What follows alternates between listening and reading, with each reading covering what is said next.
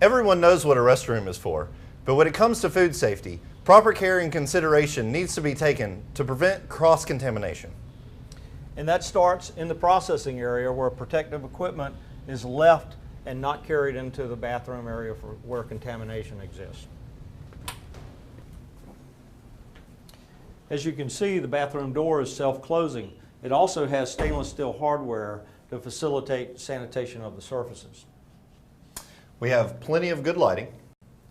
And that facilitates great hand washing that is required by all employees prior to re-entering the process area.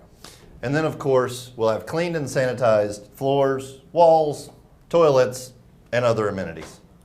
So in summary, what